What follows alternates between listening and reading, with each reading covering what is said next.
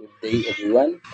I am Rogelio C. Babiano Jr. from the Bachelor of Technology and Livelihood Education major in Industrial Arts. I am your student teacher.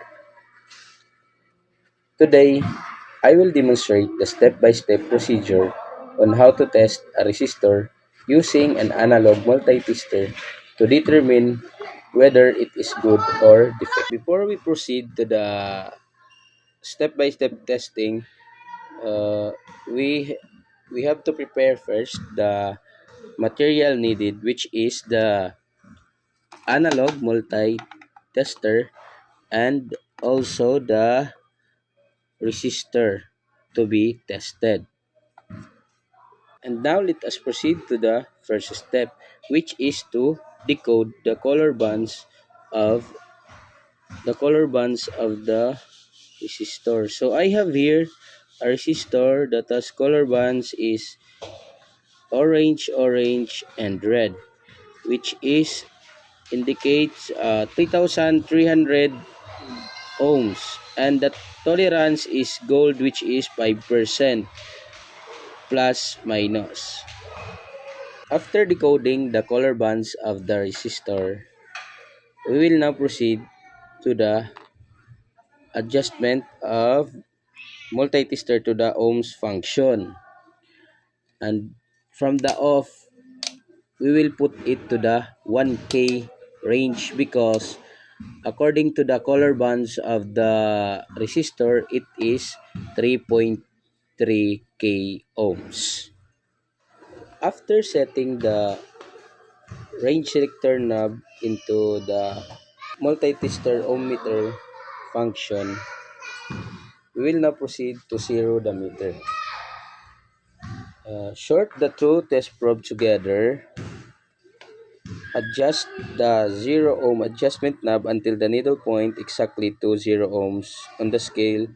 This ensure accurate measurement. So if the needle pointer is on the 0, it is now okay to test the resistor. The fourth step, which is to connect the test probes to the resistor. Place the red probe on the terminal of the resistor and the black probe on the other terminal. Make sure the probes has the good contact with resistor leads. So this one. So as you can see, the pointer deflector points to the 3 ohms, and our range selector knob is point at times 1k. So therefore, the reading of this resistor is 3k. The step 5 is observe the movement of the needle on the ohm scale.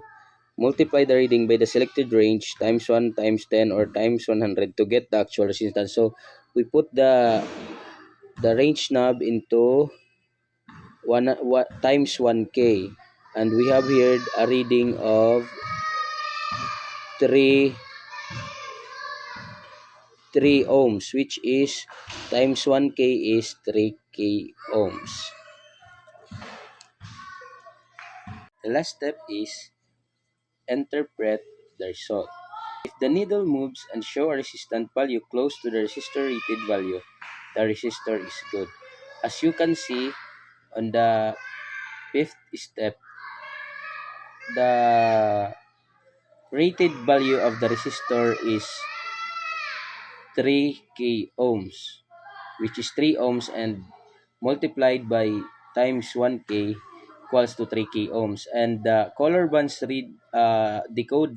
decoding of the color bands is red, orange, orange, red, which is 3.3k ohms. Therefore, the resistor is good because the rated value of the resistor is close to the resistor rated value. And that's all, the step-by-step testing resistor. Thank you for your time. I hope you learned something from my video. Goodbye and good day.